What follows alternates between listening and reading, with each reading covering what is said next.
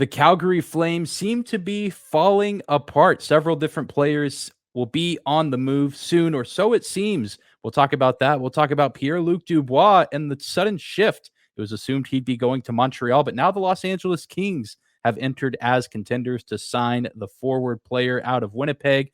And then to close, we'll talk about the NHL draft, less than a day away. Who needs to have a successful draft, and who do we think has the most pressure on them heading into the draft? All of this coming up on today's episode of Locked On NHL. You're Locked On NHL, your daily podcast on the National Hockey League. Part of the Locked On Podcast Network, your team every day.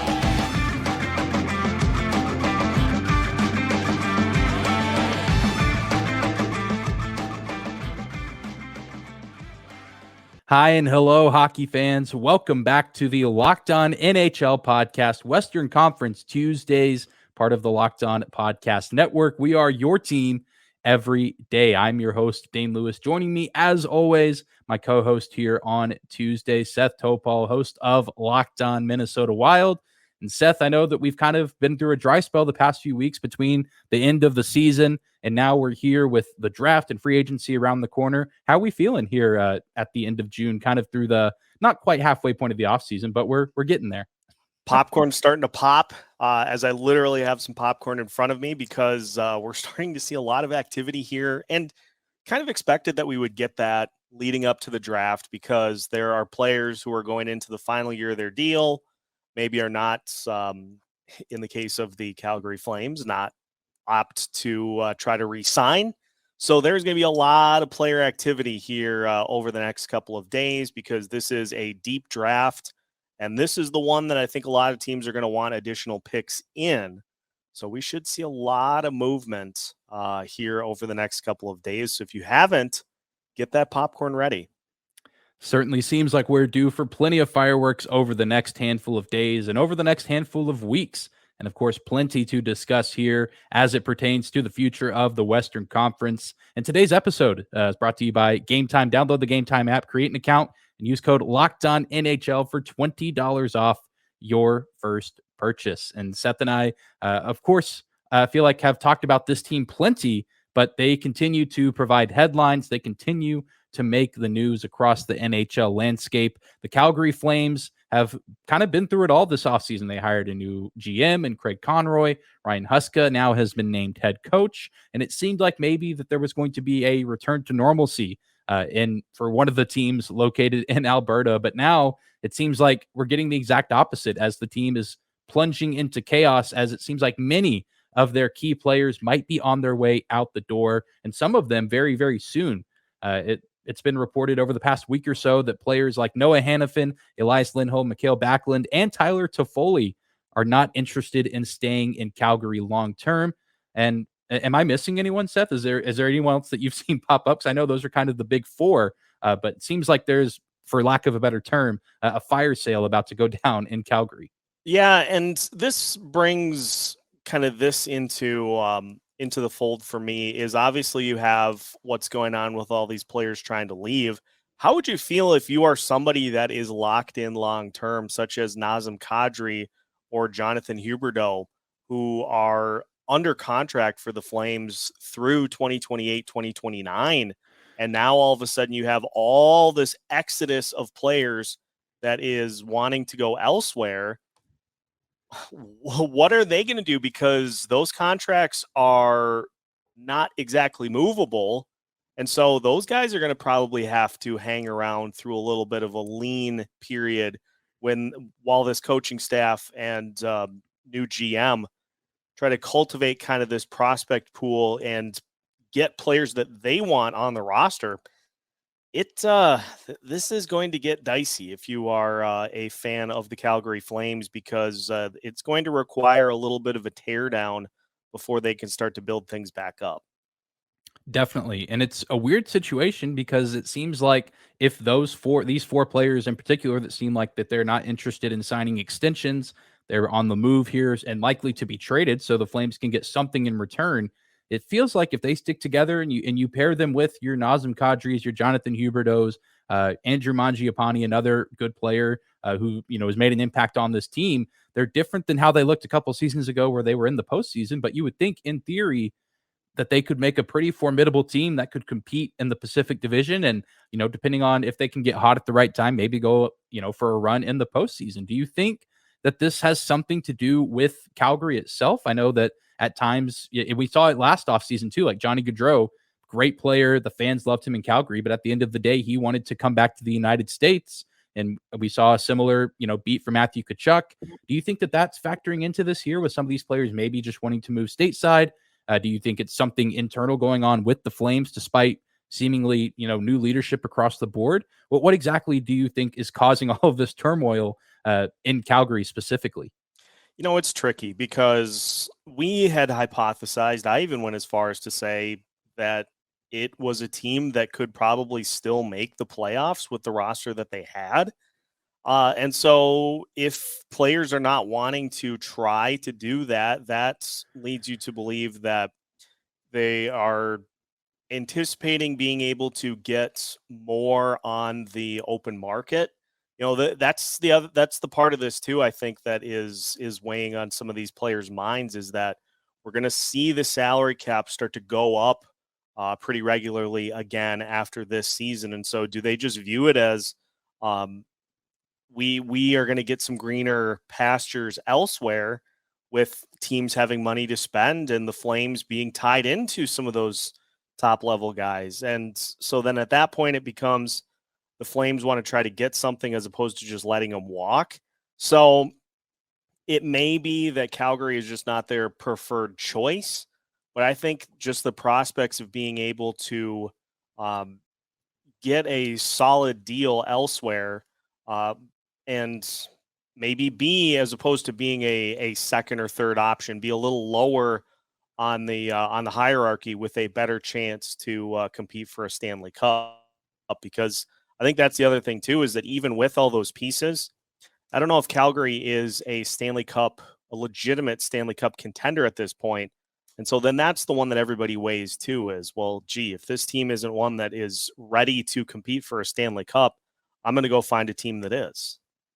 Yeah, it's so bizarre because, and I agree, I think that they're a team that could certainly compete for the playoffs. They almost made it this year, despite, there seemed to be a lot of turmoil with coaching of Daryl Sutter. And, there were all the rumors of there was, not hatred, that's too strong a word, but just maybe some disconnect in the locker room. And maybe team chemistry was certainly not where it was desired to be and where it was expected to be. But, now we're seeing it seemed like in such quick succession, all of these players, key players for this organization, wanting to go on the way out, where again, it feels like, maybe if you keep the core together and then you draft correctly or you make the right moves in free agency, you might could have a team that could, sneak into the playoffs or get in maybe quite soundly, depending on how the Pacific plays out. I think the Florida Panthers have kind of set this bar now of all you need to do is get into the postseason and anything can happen. But now all of these players want out. And yeah, I mean, it makes you wonder about the long-term implications for some other players. I mean, I talked about Mangiapane. He only has two more years left on his deal. There's plenty of other players that are also kind of, in no man's land of maybe 1 or 2 years left on their contracts. I'm sure now they're starting to wonder what their future looks like with the organization. But, you do have, like you said, your Huberdeaus and Kadris that are stuck. I mean, they're there long-term, massive cap hit, plenty of term on their deals. And you have to imagine that it's just crazy. You looked this time last year, and I remember many people said, the Florida Calgary trade that sent Tkachuk to Florida and sent Huberdeau to Calgary, everyone thought it seemed pretty even across the board, and that, both teams seemed to be in a good spot. But now it seems like you almost now have two teams heading in opposite directions. Yeah, 100%. And then another interesting name in all this is Jacob Markstrom, because we're going to see Connor Hellebuyck traded this offseason more than likely. And so does that create a goalie carousel to where he goes somewhere and some team that was pushing hard for Hellebuyck ends up coming up a little bit short? Do they go after a guy like Jacob Markstrom, who's locked in for a few more seasons at a relatively decent term? Still a good goalie. I think he suffered from just the inability for that team to score goals last year. So he still could be a good goalie in this league. So I wonder if that is another route that the Flames elect to try to go to get something back from him with a desperate team that missed out on one of those top guys that are available. Definitely. It's such an interesting scenario here in Calgary, and something that I know we'll be keeping an eye on is these players are likely dealt, maybe not here this offseason, but sometime between now and the trade deadline. Some of them, it very well could be this offseason, as the Flames are going to seek to get as much of a return as they can, whether that be draft compensation or prospects. But it's just unfortunate with everything else that's already happened with this organization. I know that it seems like that they're moving on from the Saddle Dome, which maybe that's a good thing. Maybe some fans are ready for a new building, but you'd like to have a new building with a team that's ready to contend and compete.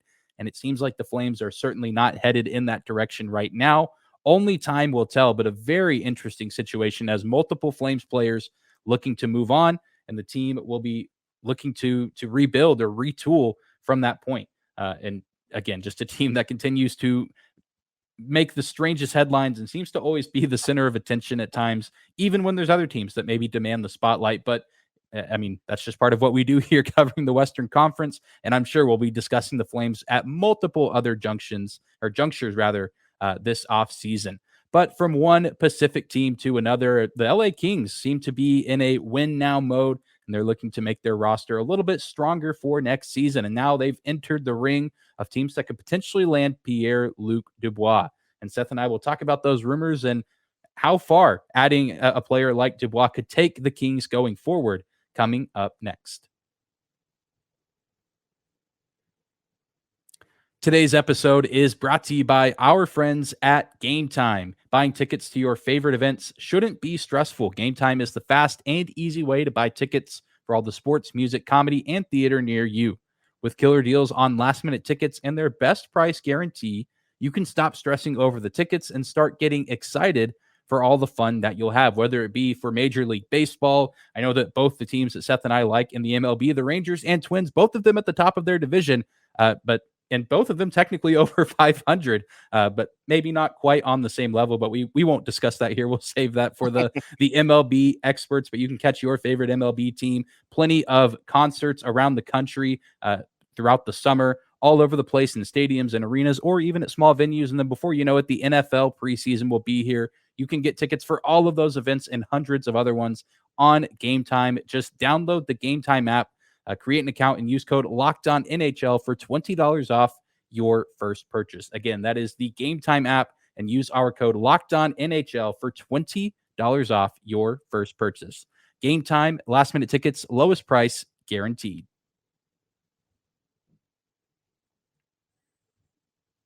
I want to thank you again for making Locked On NHL your first listen of the day. For all the everydayers out there, continuing to make our show a part of your routine, thank you for tuning in as we get prepared for NHL free agency, the NHL draft coming up tomorrow. Plenty to discuss, but a new player, I guess, has entered the ring in the Pierre-Luc Dubois sweepstakes. It seems like it was really a all but done deal that he would be heading to Montreal, maybe even as soon as this offseason, that he was interested in playing there. But now there's plenty of speculation that has skyrocketed recently about Pierre-Luc Dubois potentially joining the Los Angeles Kings. And Seth, really the big question is here. Why do you think that there's all of a sudden this massive shift? Clearly, these are two organizations, the Kings and Canadiens, that are in different areas in terms of where they are for contending for a title.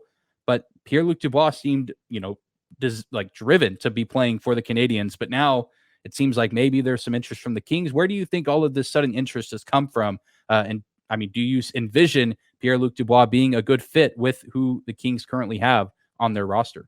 It's interesting because it seems like there is always going to be that draw to play on the West Coast. And I know Montreal it seemed like going to be the slam dunk for Dubois to go to. It is a cautionary tale because I did a little digging on the Dubois situation when there was potential for him to be moved. I thought maybe it made sense for the Minnesota Wild to try to go that route. But there are two parts to this that teams need to take into consideration when making this move. Number one, you got to make sure you get that extension locked in so that you're not simply trading for a guy for 1 year and then he's able to leave.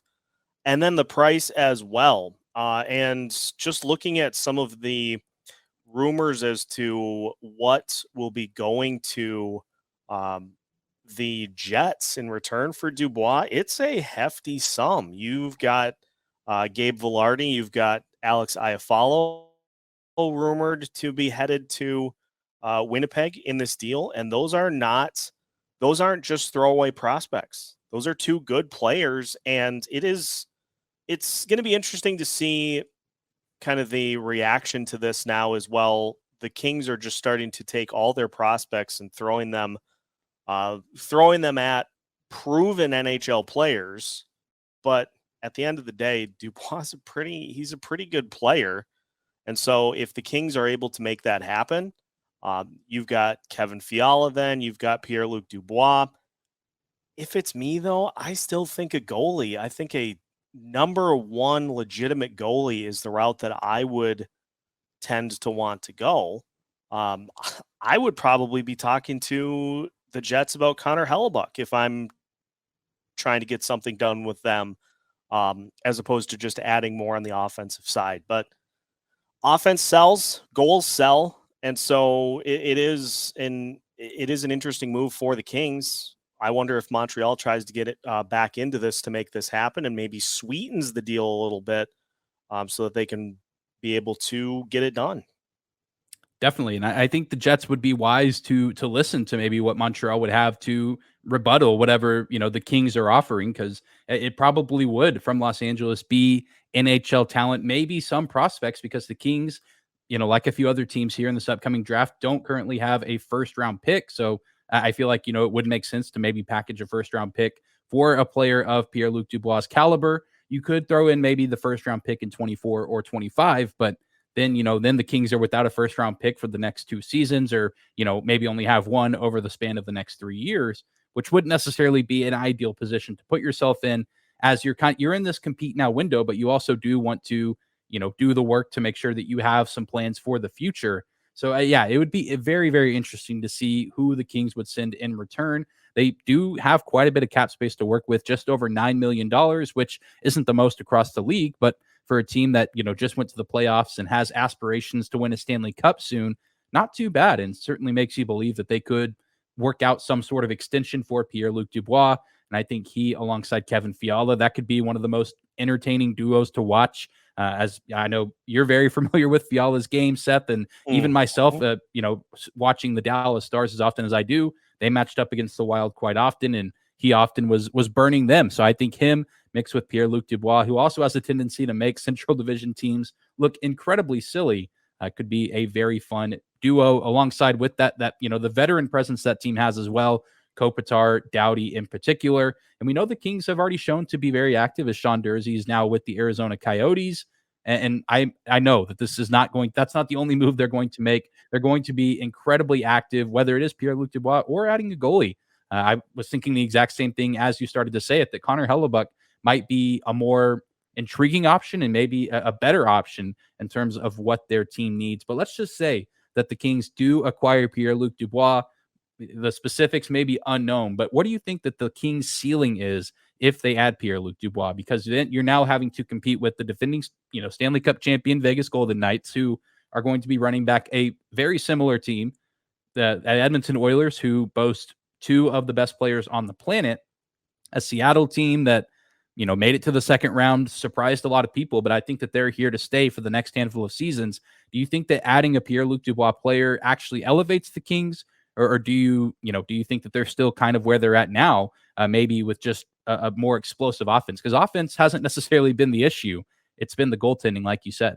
Yeah, I would still put them among the top 4 in the Pacific Division, but I think a legitimate go-to number 1 guy between the pipes would elevate them higher on the list. You can have as much offense as you want if you have questions in net.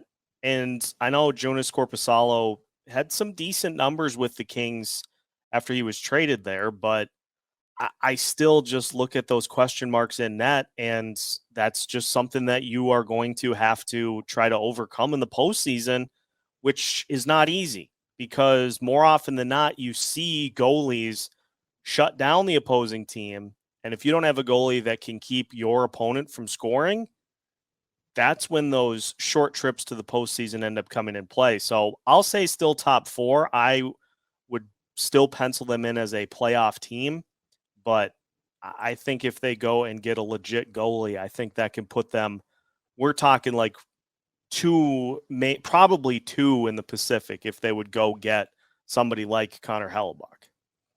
Absolutely. And that's going to be a tough division to compete in with all those teams that we mentioned, and maybe even some surprise teams maybe coming out of the lower areas of the Pacific.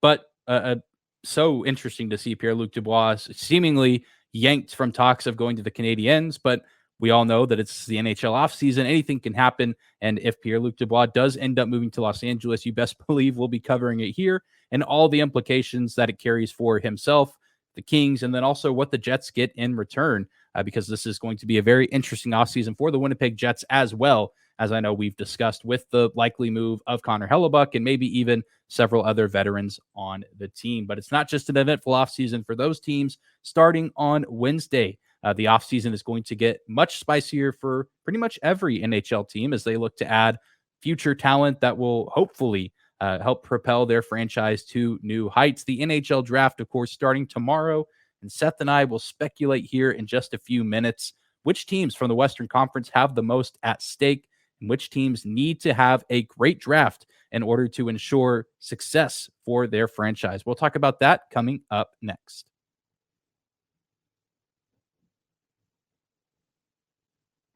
Third and final segment of Locked On NHL, Western Conference Tuesdays, the day before the 2023 NHL draft, a draft that has had plenty of expectations placed upon it. Maybe one of the most hyped drafts in recent memory. We all know who's probably going in the top 5. We have a pretty good idea of what the order will look like, but even beyond some of these big names, your Bedards, your Fantillis, your Will Smiths of the world, still a lot to like in this year's draft class. And Seth, we can start, we'll have a few different questions to cover, but we can start here. In your eyes, who needs to win this draft? Because everyone's looking to be successful, but there's always those few teams that it seems like the future of their franchise kind of rides or dies on certain years of draft picks. And this is certainly, it seems, one of those drafts, given who's kind of in the lottery and who's available for those lottery picks.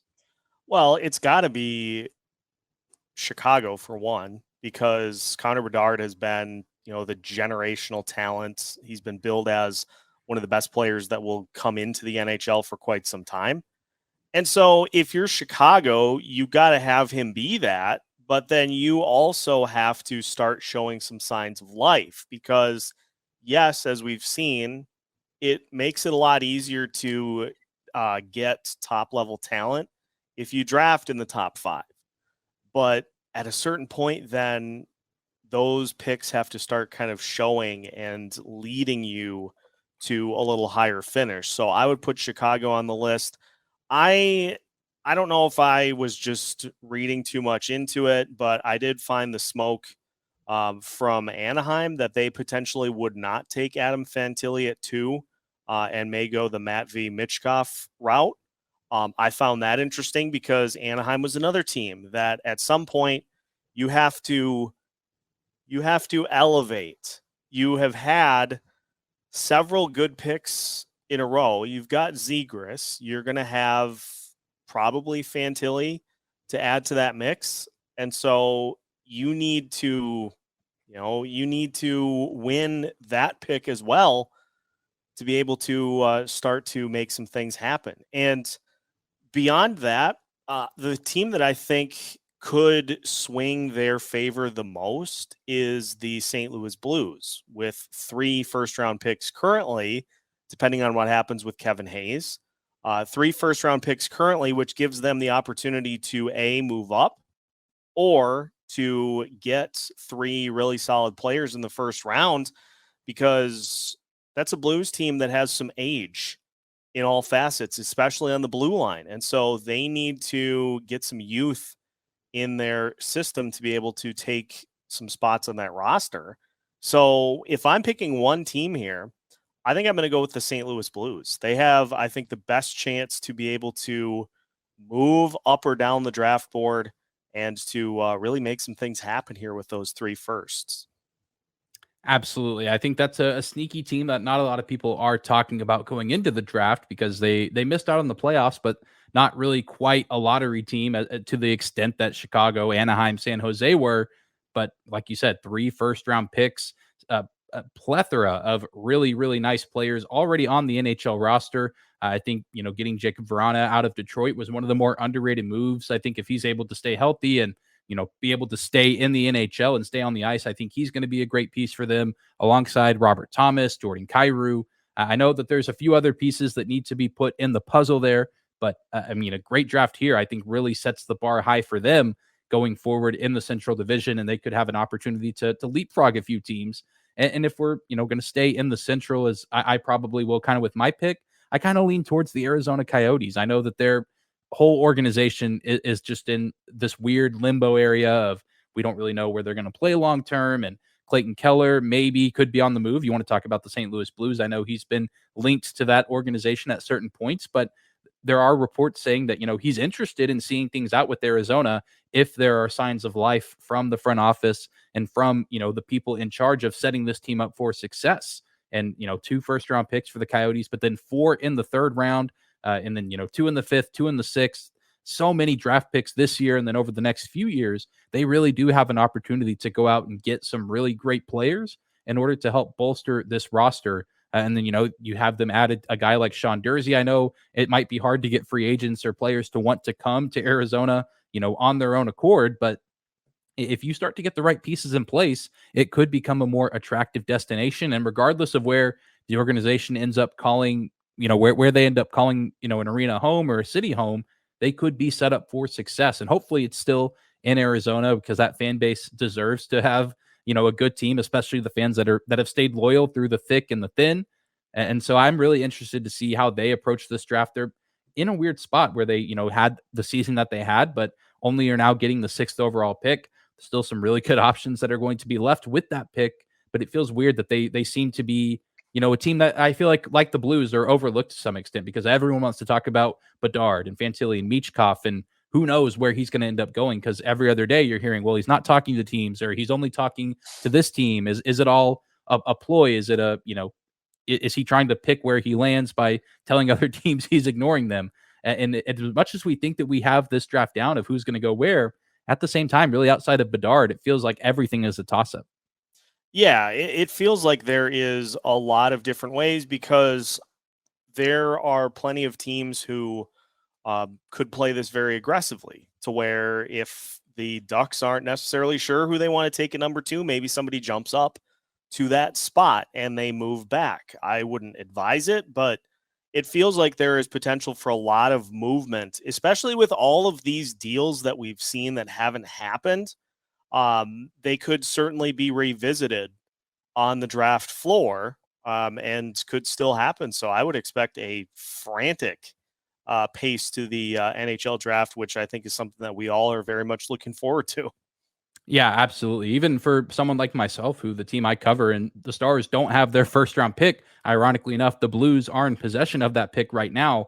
I'm still, maybe this is the most excited I've been to watch a draft in a while, even though my team doesn't pick until 61st overall, just because of the intrigue of teams potentially moving up and which players could be on the move.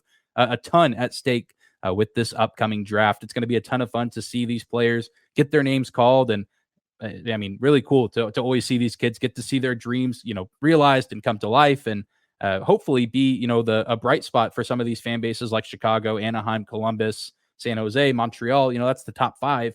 A lot of those fan bases looking for some optimism, and hopefully they're going to start getting that with night 1 of the draft. But it's kind of the Kickstarter for the next few days, next few weeks, where the offseason gets very, very exciting and interesting. With first it's the draft, and then before you know it, we're going to be talking about free agency and some other trades that go down. That is going to do it for today's episode of Locked On NHL. You can find myself, Dane Lewis, at Dane_Lewis on Twitter. You can find Locked On Stars on YouTube, your favorite podcasting platform, and on social media, covering all things Dallas Stars. Not really a ton to talk about in terms of the draft, but once free agency and trades really do start to kick in, I think that's where Jim Nill and that Stars front office will work their magic. But Seth, where can the people find you? You can follow me on Twitter at Seth Toups, and also follow Locked on Wild on your favorite podcast platforms. It's been a quiet off season for the Wild so far, but I would imagine that we're going to start to see things pick up here relatively soon. So stay tuned, and whatever does end up happening, we will make sure we've got full breakdowns for you. So make sure you follow along and subscribe so you don't miss out.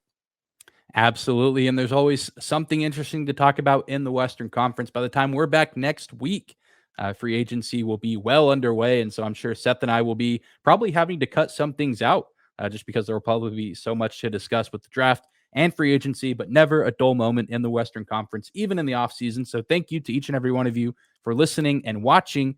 And we'll see you here next Tuesday.